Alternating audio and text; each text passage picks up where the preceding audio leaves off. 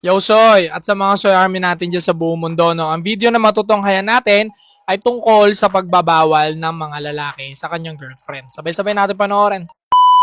Itong video na to para to sa lahat. Itong video na to para to sa mga taong controlling. Yung mahilig mandohan yung mga ginagawa natin, yung mga sinusuot natin, especially yung lifestyle na nakasanayan na natin. Ito, opinion ko lang to, and iba-iba naman tayo ng opinion. So, kung hindi kayo mag-agree sa akin, okay lang naman kasi iba-iba nga tayo ng pananaw. So, ito nasasabi ko to based on my experience. Pinakaayaw ko talaga sa lahat is yung pagbabawalan ako sa mga sinusuot ko. Especially kung magsusuot ako ng mga damit kung saan ako komportable. Lalo ako na medyo ako magsuot. Hindi naman ganun ka-revealing, especially paglalabas. Kasi iniiwasan ko din yung hindi ako magiging comfortable sa mga pinupuntahan ko. So yon, ang pinakaayaw ko is yung mga taong pagbabawalan ako magsuot ng shorts, mga sexy na damit. Alam mo yun, walang masamang magsuot ka ng ganun kung saan ka comfortable and kung kaya mo naman dalhin. But, depende sa lugar na pupuntahan mo.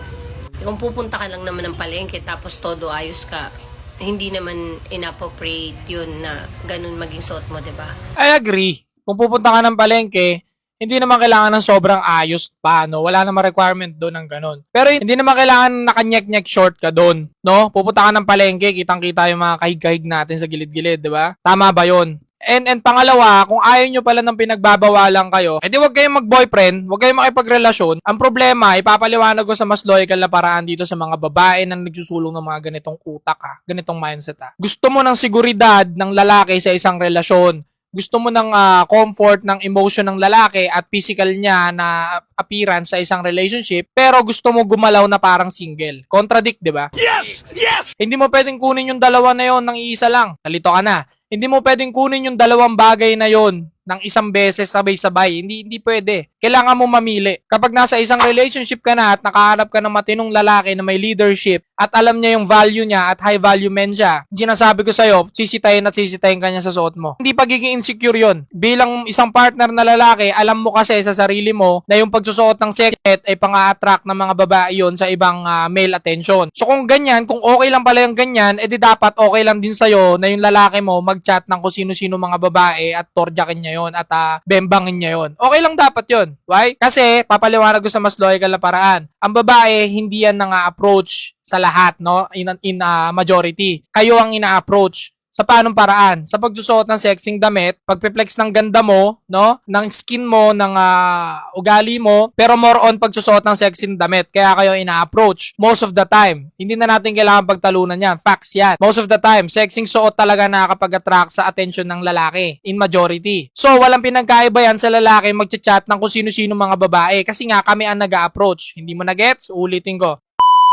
Ang babae ina-approach, ang lalaki na nga-approach. Kung okay lang yan sa'yo, edi dapat okay lang din sa lalaki na mag-chat siya ng kung sino-sinong babae habang in relationship kayo. Kasi hindi nga kayo nang approach Kayo yung nag-flex muna ng katawan ninyo para i-approach kayo Walang pinagkaiba yun doon, no? Pag-isipan nyo mabuti. Tuloy natin.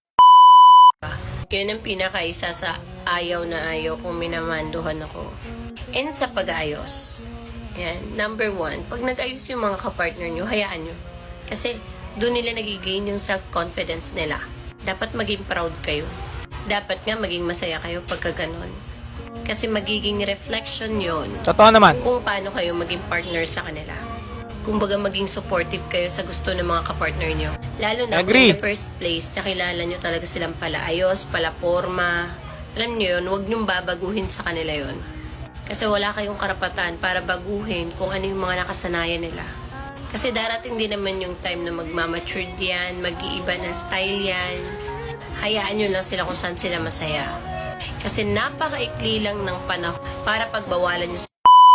So kung ganun ang sistema ng relationship, wala na lang palang pakilamanan, no? Wala ka rin dapat pakialam sa lalaki. Hindi sila papayag doon. Dito nagkakaroon ng contradict yung mga sinasabi nila. Bawal mo silang pakialaman, bawal mo silang pagbawalan ng kung ano-ano mga bagay. Pero sila, makikialam sila sa'yo. Diba? Dito nagkakaroon ng unfair. Gusto nila, wag mo silang bawalan. Siya na nagsabi, imahin natin sila. Pero bakit kailangan iladlad yung imahin na yon? Women. Siya na nagsabi na imahin natin mga lalaki ang babaeng mapipili natin. Kaya kung ladlad ng mga sexing damit yan, ikaw ang binabastos niya. Tandaan mo yan, mga lalaki dyan, makinig kayo sa akin ha. Kapag suot ng mga revealing na damit ang babae mo at hindi yan nakikinig sa'yo, walang ibang binabastos yan kung hindi ikaw. Ikaw ang binabastos niya. Pinapakita niya sa lahat kung gaano kanya binabastos. Magiging iba lang to kapag model yung naging chick mo. Model talaga siya, passion niya talaga yung ganon, at pinagkakakitaan niya yon, part ng business niya yon, profession niya yon, actress siya, then go. Naintindihan natin yan. Pero kung hindi ka ganyan at wala naman napapala sa pagiging hubadera natin sa labas, papansin yon. Nothing new, nothing changed, same old shit. Papampam yun. Utot. Paepal. Tapos iko-contradict nila to ng salitang, hindi ko naman kailangan ng male attention. I do it for myself. I do it for myself. Then do it at home. You do it for yourself, de gawin mo sa bahay mo. I-wallpaper mo, titigan mo magdamag. Patarpulin mo, lagay mo sa kwarto mo. Araw-araw mo makikita yung sexy mong katawan. Mare-remind ka araw-araw. You do it outside ng bahay? Come on. Gusto mo ng atensyon. Huwag na tayo maglokohan. Mas masaya ka pag maraming likes at follow ang Facebook mo. Di gusto mo ng atensyon? You do it for yourself? Para kanino mo ginagawa yan? Para sa mga tomboy at bading? Come on, girl. Huwag na tayo maglokohan. Mas na-appreciate nyo sarili nyo kapag maraming male attention ang dumadating. Kasi yan tayo Papaka-hipokrito tayo Nabubuhay tayo sa fantasy na you do it for yourself. Wala kang pakialam sa male attention. Pero ang saya-saya nyo kapag maraming lalaki nagla-likes sa picture nyo. Kapag maraming lalaki nagsisimp sa inyo, masaya kayo. Hindi maitatago yan. Kaya nga post kayo ng post ng mga magagandang picture nyo Hindi nyo nga pinopost yung pangit, diba? Kasi hindi ilalike ng lalaki. Kung hindi lalaki target nyo, anong target nyo? Tomboy at bading? Tapos straight kang babae? Sino maniniwala? Diba? Continue natin. Sila, tandaan nyo guys, hindi tayo pabata, tumatanda tayo. Pagdating ng araw, yung mga gusto nyong suotin na hindi nyo nasusuot ng mga kapanahon ng bata pa kayo, hindi nyo na masusuot yun pagtanda nyo dahil awkward na tignan. Siyempre, mangungulubot na yung mga balat natin, tatanda na tayo, magkakaroon ng kulubot na sa legs, mga ganun, magkakaroon tayo ng cellulites, basta yung mga pangit na lumalabas sa mga katawan natin. Normally, lumalabas yan pagka nagkakaedad na. Kaya habang bata pa kayo, suotin nyo lahat ng gusto nyo. And gawin nyo lahat ng gusto nyo. Kasi pagdating ng araw na magkakaroon na kayo ng pamilya, nagkaedad na kayo, hindi nyo na magagawa yan. Kasi mas ipa-priority nyo na yung pamilya nyo, yung kapakanan ng mga anak nyo. Kaya huwag nyo magpapadala sa mga jowa nyo. Okay?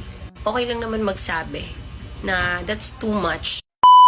Pagiging malaya na pala ngayon ang pagsusuot ng nyek-nyek short, parang ganun bumabagsak yung bottom line ng sinasabi niya That's too much. O, di bawasan mo kung alam mo naman di sa sarili mo sobra na. But, wag yung na parang kukontrolin nyo. Dapat ito lang suotin mo. Dapat di ka mag-makeup. Dapat di ka mag-ayos. Dapat hindi ka pagpabango. Dapat hindi ka maging pogi. Diba? Alam nyo, ganito yan. Kung nakita ng ibang tao na simula nung naging jowa mo yung taong yan, ang naging itsura is iba na. Or nagsabi natin pumangit, na losyang, or whatsoever, hindi na umukay. Alam mo yun na haggard na. Saan ba magre-reflect yan? Di ba sa mga kapartner nyo rin? Di ba sa inyo din naman? Like sasabi na ibang tao, alam mo simula nang naging jowa mo yan, pumangit ka.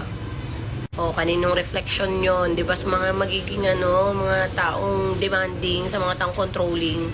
Ang sarap kaya sabihan na, uy, simula na naging jowa mo yan, nagbo-blooming ka, pumupogi ka, tumataba, nagiging healthy ka, siguro nasa healthy relationship ka. Siguro ang bait ng jowa mo kasi inaalagaan ka sa nang tama. Yung mga ganun. Ang nakakatawa lang dun sa part na yon na nilalait ka na kapag mukha ka ng losyang, babae lang din naman most of the time ng lalait sa kapwa babae. Para pa pa pa, I'm fucking him. Ayan babae, sa kapwa babae ang naglalaitan. Pag maghaharap sila, ang bait-bait nila sa isa't isa. Pero pag nakatalikod na, alam mo, naging losyang mo si simula naging boyfriend. Pero yung boyfriend mo, gusto ka pa rin naman nun. Pero oo, may point ka. Hindi mo kailangan pabayaan yung sarili mo ng todo-todo. Pero babalik ko lang, yung mga naninita ng ganyang salita, most of the time, babae sa babae. Dahil ang pinaka-insecure ng babae sa babae is beauty at physical na katawan. Ang mga lalaki, ang inggit nila, pera at kayamanan. Let's go! Doon nagkaiba ang dalawang gender. So, continue natin. Mga ganun. Diba sa inyo rin kasi yung reflection nun? Alam nyo kaya ako to sinasabi? Kasi dati, dumaan din ako sa jowa na controlling. And honestly, ang dami nagsabi talaga sa akin na, uy, ang haggard mo, ang payat mong itim mo, parang hindi na ikaw yung dating ikaw, ganun.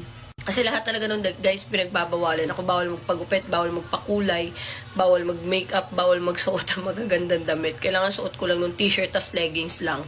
Ganun lang. Bawal magpa-sexy, ganun. Ang dami niyang bawal sa akin before. Kahit lumabas, bawal.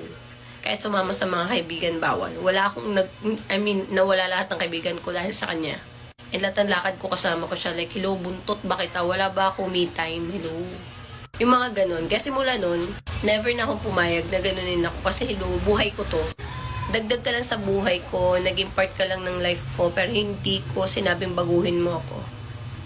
Again, sa mga pananamit to ha, sa mga nakasanayan mo tong ginagawa, like magpaganda, magpaano, ganun lang. Pero pagdating sa ugali, syempre, kung mali naman na yung pag-uugali mo, kailangan mo talaga unti-unting baguhin yun. So, yun lang. Pag kami mga jowa kayo, be supportive kung saan sila masaya. Kung saan sila, alam mo yun, nafe-feel nila na parang ang taas-taas ng self-confidence nila pagka nag-aayos sila. Hayaan nyo sila. Maging supportive kayo. Kasi pag ginawa nyo yun, Agree naman ako dun sa part na yun na maging supportive tayo sa ating mga napiling partner o mapapangasawa. Pero ang hindi lang ako agree, gusto niyang kunin yung dalawang bagay at once. Gets nyo? Yung gusto niyang mapunta sa secure relationship, seryosong relationship, at maayos na lalaki, but at the same time, gusto niyang umarte na single. Kasi nga, yung pagsusuot ng revealing na damit at papasexy sa mga lakad-lakad mo at pagsama sa mga kaibigan mo palagi ay senyalis yun ng pagiging single. Galawang single yun. Oo. Yung pagsusuot ng revealing na damit, pang single na galawan yan. Kapag may partner ka na, kailangan maayos na pananamit na talaga. Pero yung pinaliwanag dyan sa bandang dulo na pinagbabawalan siya pati lumabas, pati yung mag-enjoy, hindi ko alam, sira ulo na yatang lalaki yung napili niya ng time na yun. No? Kasi bawal naman yun talaga. Ano yun? Parang slave mo na yung babae? Hindi naman, syempre.